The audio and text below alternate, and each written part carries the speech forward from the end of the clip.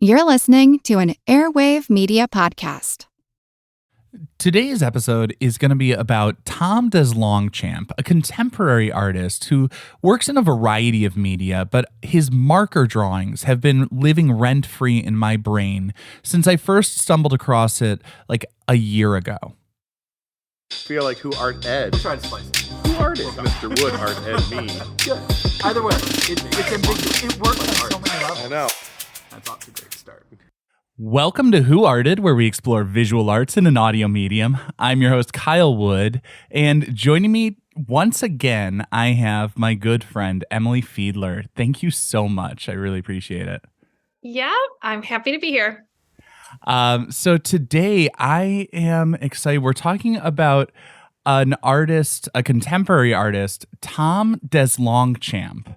And for once, I know I got the pronunciation about right because I actually asked him, how do you say your name?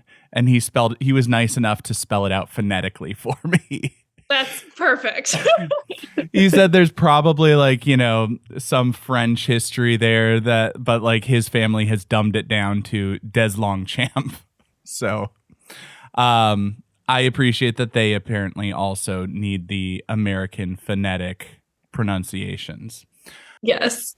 So right off the bat, he was born October 7th, 1984. So as I was going through this biography, I'm just gonna tell you I was having so many moments of connection because I was born at the end of 83. He and I went to school at the same time, studied some of the same stuff. So this was a little bit weird in terms of the way that some of this stuff, I just found myself relating to so many aspects of the connections. Yeah. So hopefully I can do him justice because I am loving his artwork and don't want to piss him off. So to get started,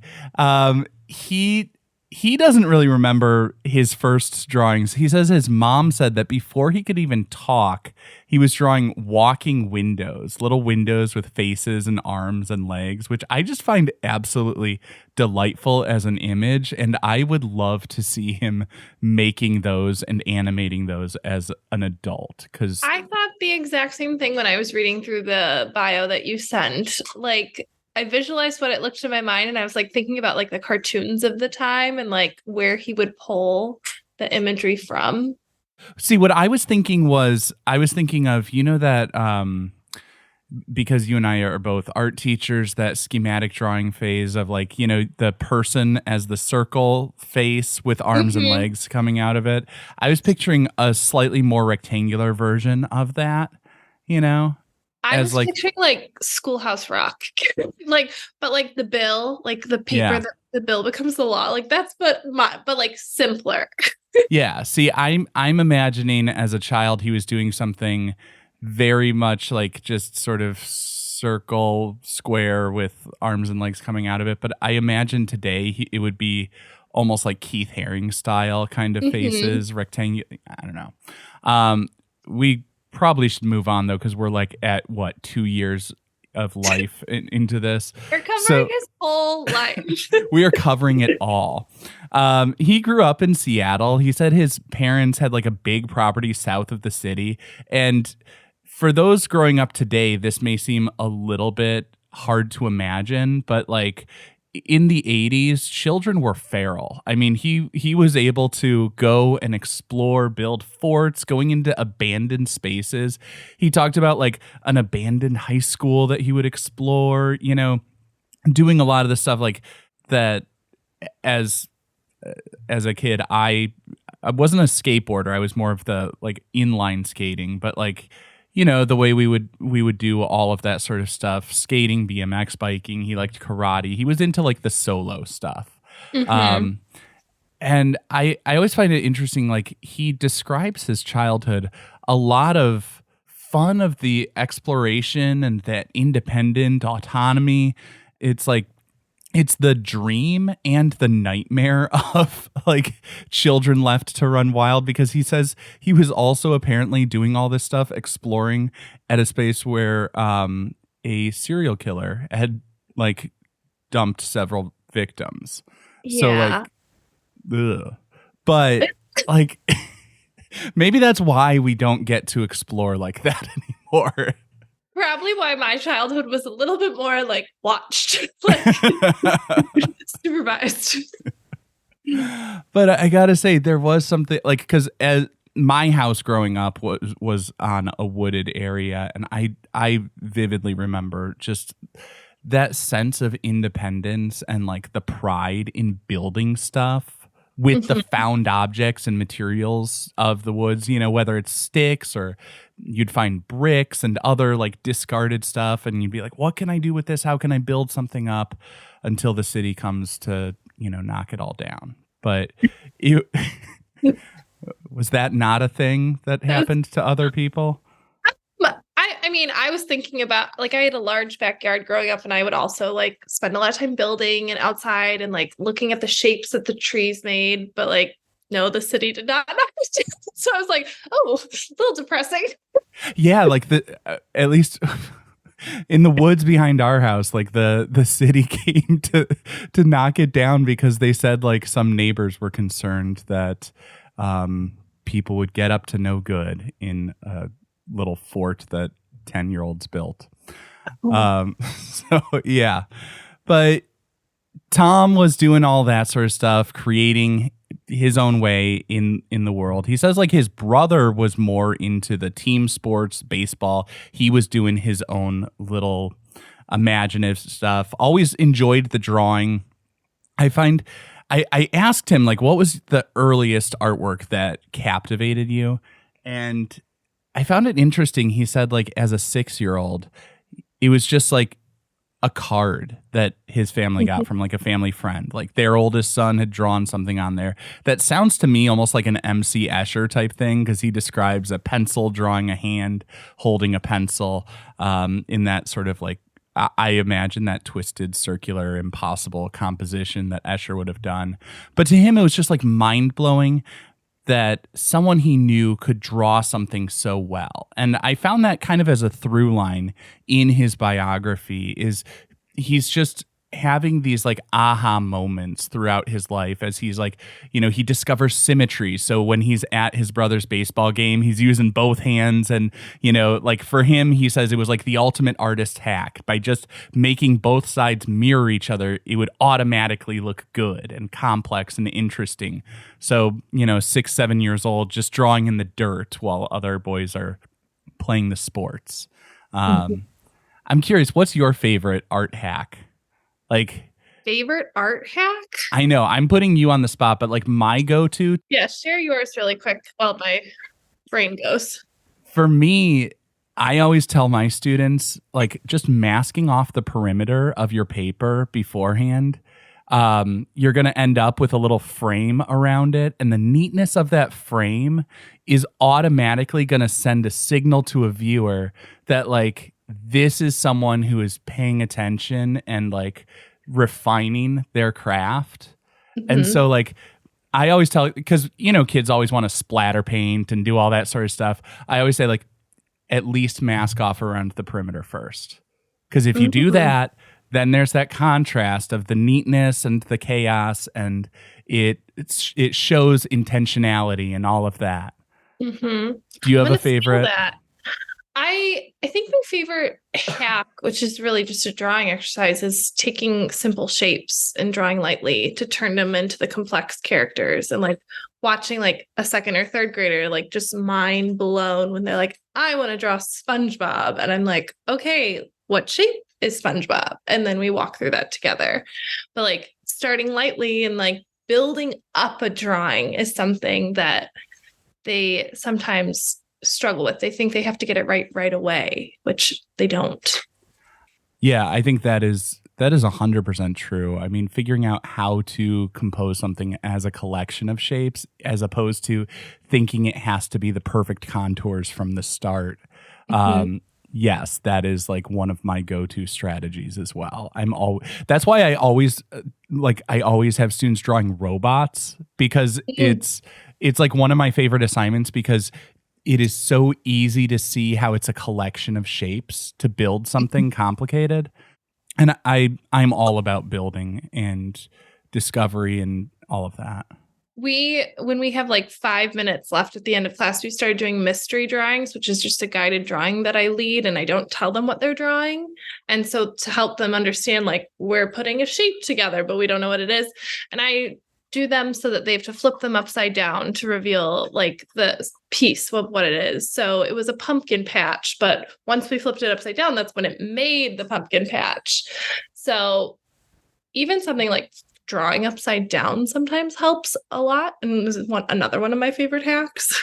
Oh, I love that. I love the drawing upside down, and that just like that, it's almost magical when something is revealed like that. That's the magic in art. Yeah. Yeah. And, to bring this back to our actual topic, that's one of the things that Tom really focuses on is just like the magic and that awe and wonder of creating in art. Like that's kind of what he tries to bring to his art. And I would say from my experience, like he definitely is successful in that.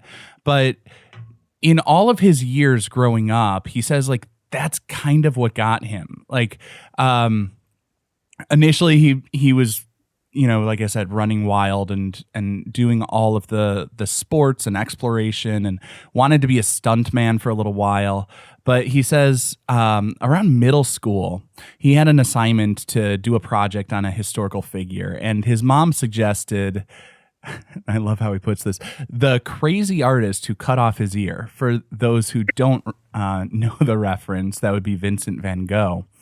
And he says he just did a deep dive, like doing all of the research, reading multiple books all about Van Gogh's life and his work. And he was just sort of awestruck and fell in love with not only the art, but just like the passion and the tragedy and like that realization that art is not just something that's nice to look at.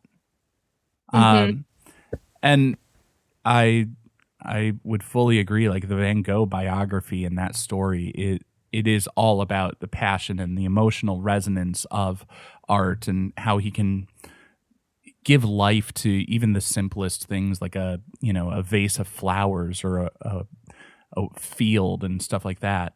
And then he continues his exploration of new media, and I should put new in giant air quotes because 1999 he's playing around with like Macromedia Flash, which I didn't realize is still a thing, but he still uses it. I still have like PTSD from trying to learn to do stuff in Flash and like all the little wonky stuff, like doing action script where I know of it, but I've never used it myself. Okay. So for those unfamiliar, Flash was it's like an animation sort of computer web animation stuff in like the late 90s, early 2000s, when web design was just awful, if I'm being 100% honest. Like our taste in stuff that we thought was like really cool.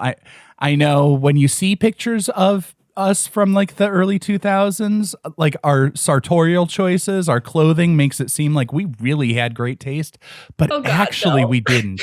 And so Flash was what people would use to put those animations on website landing pages and have like the music playing and all of that sort of stuff that just today reads as tacky and annoying and over the top. But like to us in the late 90s, it was cutting edge. And I did spend quite a while trying to learn to animate in Flash. I did a little bit of like really bad animation in Flash, and like learning action scripting was the coding language. It was kind of like JavaScript and all of that. Okay. But yeah, that was one that like I'm like shrinking a little bit just hitting that part of my notes about like Macromedia Flash and all of that. He clearly didn't have as much of a traumatic experience as you did, seeing as he's still today. No, he's good at what he does. That's the difference. I was just doing You have stuff different with talents. I'd hope so, but yeah, he was, and that's one of those things that I think, again, it's just the awe of what you could do, because that was something new, a new frontier in the earlier sort of Wild West days of the internet, and that's kind of what he did when he went to college. Then, he went to RISD, which, a very good school if you like to draw bicycles. And after college, he gets a job. And he said, like, one of the things, and this is what kind of leads into the artwork we're going to be discussing today. While he was at that job, he always carried a sketchbook with him, and he would be like, his boss didn't care if he sketched a little bit from time to time. He's making doodles because he really wants to be creating something every day, whether it's a drawing, a painting, an animation, writing a song. Like, he's just got that drive to create something every single day, which I think is a fantastic habit. And that's how you become more creative, by just sitting down and doing it. But he felt that need to create. And so while he's at work, he's got his sketchbook, and he started doing daily portraits of his friend Mike. And after he was like refining that process a little bit, he starts thinking about, how can I get some color in there? And so literally he just looked around and he saw a Crayola red marker just sitting out on the floor. And so that's what he used. But as you and I both know, one of the drawbacks to markers is the same thing that a lot of people love about it. It's really bold, saturated colors as a general rule. So rather than drawing directly on the paper, he started to put the ink onto his finger and then used his fingertip to smudge and apply the color in that way. And I gotta say, I have been blown away. Like, the first time I saw those pictures, it still sticks with me. I first came across those images like a year ago when I was making an Art Smart episode about markers, and I needed a story for the first segment, and I saw those, and it just stuck in my head for like a year, because I was just so blown away that somebody was doing that with markers. Yeah, changing the media so much that, like, as elementary teachers, we know very well, and we use like one or two ways. Like, yeah. And I think there's something really delightful about the use of that elementary medium. The kind of thing that is so sort of connected to youth and that passion of like your first discoveries in how to draw and how to make stuff. And I mean, he's now using slightly more elevated markers, because as a fine artist, you've got to have archival qualities. So he's using like Tombow markers and, slightly elevated pigments and all of that. But still, he's using that marker technique and the markers in a new and different and innovative way. And when I was reading through his biography and like the availability of a Crayola marker, like you can get them nearly any at convenience store, like grocery stores, Target, Walmart, art supply stores too. Like, I couldn't help but pull a parallel with Jen Stark and how like her artistic journey began. I don't know if you know this. She was in art school. She didn't have money for all the supplies, and she's like, what's the cheapest thing I can buy and the most I can buy? And it was construction paper. And that's how she started making her animations as well as her sculptures, just like layering it on. And, it says a lot about the materials that like we get to use as art educators. Like, they aren't the fanciest, but seeing what others are doing with them and how they're elevating them, it's really interesting. Yeah, Jen Stark, she started that. I think she was studying abroad in Europe and couldn't bring all of her materials with her. And so she, like you said, she was looking around, what can I get that's cheap and abundant, And so that was how she started the construction paper. And yeah, she's also, I think, right around the same age as us. So another resilient child of the 80s who's just making the most with those early sort of like elementary materials and transforming them in ways that most of us would never think to do. And I love that creative exercise of building something so elevated out of the most seemingly restrictive and confined and limited materials. You know? And so I guess after the break, we're going to get into one specific piece that actually Tom identified as one of his favorites.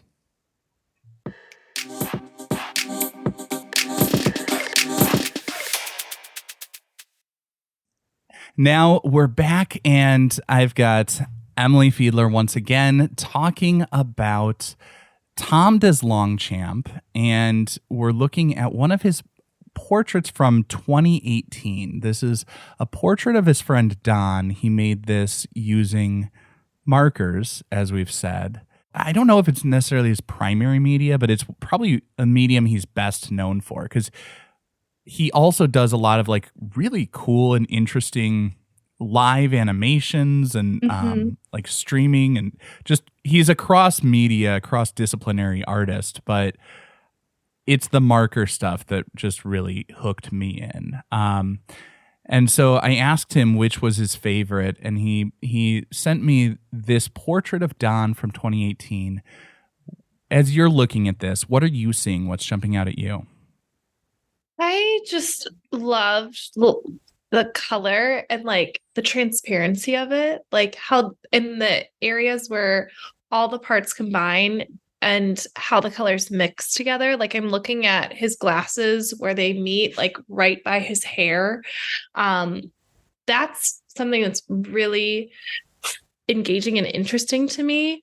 I also love the fingerprint texture of the flannel shirt because it helps it read so much more as the fabric rather than a flat piece of paper.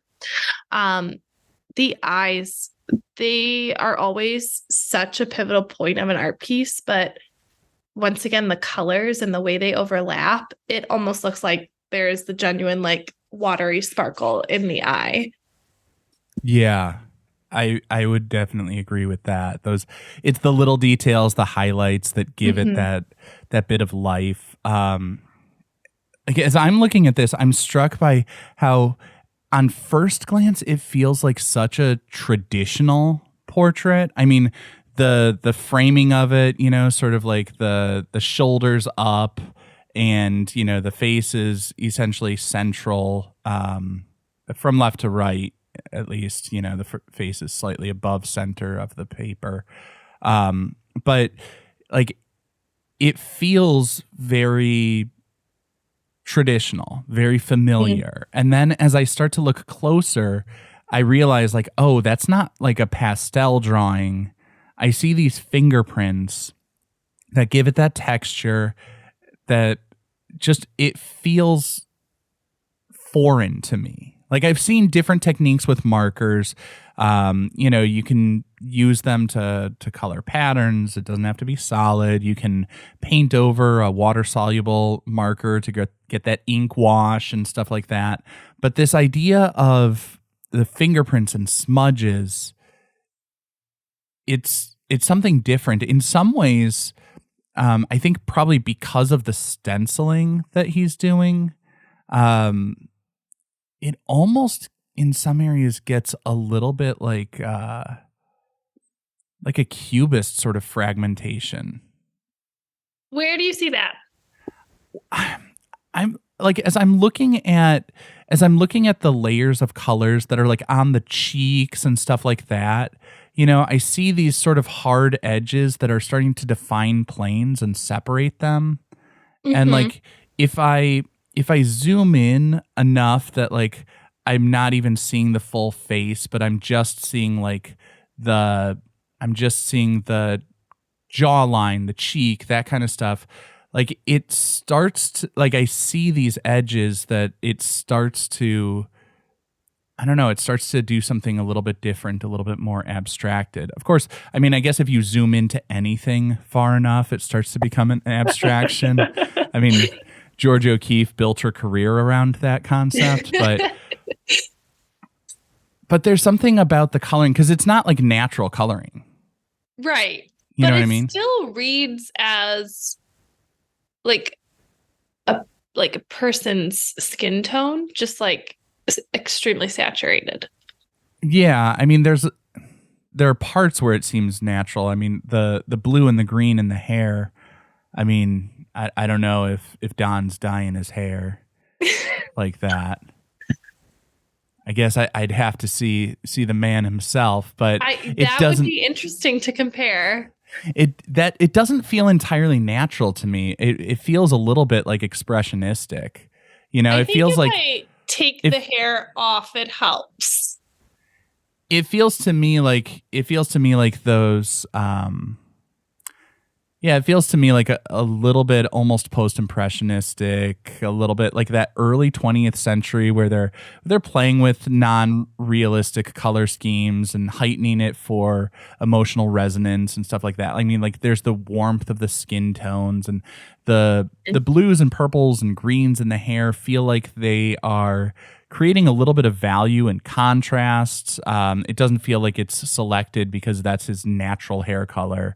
And similar in the skin tones. Like I doubt he had purple on the cheeks so much, but it defines a shadow. And so there's almost like a Matisse-like kind of application of color. Now, here's the question. Do you think you would be as drawn to it if it was a less expressive color palette? Would I personally? Mm-hmm. No. I agree. I wouldn't, and I think that's partially because, you know, when Tom listed his influences, I'm just like, yep, same. You know, like except I never really liked surrealism or Dada the way that he does. Like he says he has that love of stuff that breaks the rules, but like he talked about he loved Van Gogh and a little bit of Picasso, but not really his favorite, as well as like more contemporary influences like Nickelodeon cartoons and stuff like that. Like there's this broad sampling of stuff. And in a real way, I think this reminds me of Chuck Close, I think, because of the fact that, you know, Chuck Close started off with the photorealistic stuff, but as you well know, you know, he started to get more experimental with like emphasizing the grid and pixelating stuff and making it seem altered. And this to me feels like you're taking that traditional skill of portrait drawing and then just like messing with it and seeing what you can do to break all the rules and break that system apart. Mm-hmm. And I love that about it. I can totally see the parallels too with Chuck Close's like textures and patterns too, with the fingerprint technique and the patterns that are made from the stencils. Yeah. And there's something really nice about, I think, the use of fingerprints, because there's an intimacy to that. There's like a physical mark of the unique artist's hand in the work. I mean, literally, in some ways, it feels like a version of the impasto of the impressionists and post-impressionists, or, you know, the different methods that artists would use, whether it's like Frankenthaler's pouring, the soaking and staining, or like Jackson Pollock's drips. It's like there's something on a primal, visceral level about that human connection of their individual mark making. Yeah. So I guess to wrap this up, where do you feel like this one belongs? Is this a museum piece? Is this one for the Louvre? Is this one for the lab? Is this one for the loo? I have been thought about this all morning because I was like, I'm going to be questioned this, of course. Has anyone ever put a piece of artwork in the loo? Oh, yeah. Okay, the episodes that I've listened to, I have not heard that. And I'm like, here I am, like every episode, like, it's fantastic. Well, because I try to set a positive tone in general. Yeah. You know, I try to, you know, there's so much stuff out there in like podcast land that is like, this true crime, we're going to be entertained by the worst thing that ever happened in a whole bunch of people's lives. Yeah.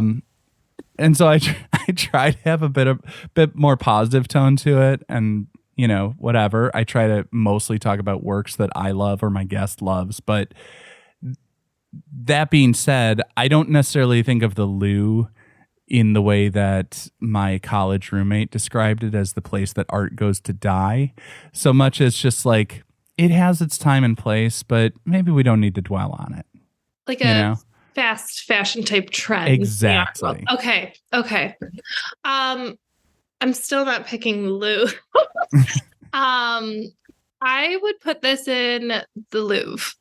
I love the creativity and material and use and elevation of an elementary material. I also love the expressionist color scheme and use of identity, both in the portraiture and the mark making with the fingerprints, like you said.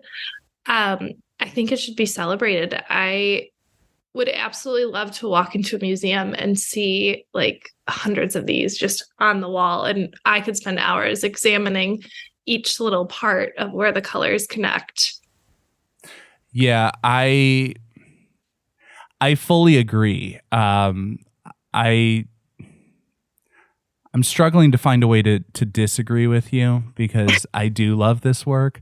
Like I think, you know, the argument could be made for the lab because it's an innovative use of the tools. You know, it's a different way of looking at a marker, and people could learn a lot from just the study of how the image is constructed. But I think what really elevates it for me is there's something that's just, it's satisfying to look at, you know? And I think that's largely because his subject matter, he's primarily focused on portraits. It's so much about human connection. And there's something like hardwired in us that we will sort of create faces and see faces in inanimate objects all of the time. If you see two circles and a line, you, on some level, you start to see a face in that. Like, there's something just innate in people that, like, we find comfort in human connections, in seeing people's faces. And these portraits of friends, they feel warm and comforting and soothing. And the fact that he's doing this with his fingerprints and that technique, it adds another layer of human connection to them that I think is just so powerful. Like I love the innovation. Don't get me wrong. I always love someone who does something that's surprising and still works. But I think there's something about just the warmth of these portraits that we need to see more of out there. Mm-hmm.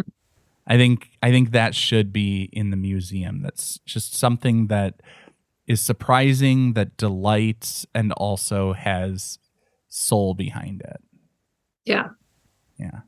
So thank you so much for taking the time once again. I really appreciate it. Yeah. Are you going to preview your next episode?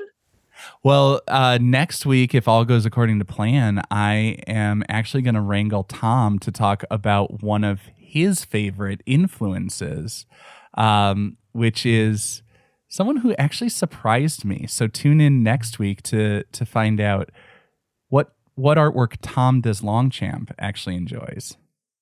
This concludes this week's episode of Who Arted, part of the Airwave Media Podcast Network. If you found this tolerable, please leave a rating or review on your favorite podcast app. You can find images of the work being discussed this week and every week on social media at Who Arted Podcast on Twitter, Instagram, and TikTok, and of course on the website whoartedpodcast.com. Podcast done.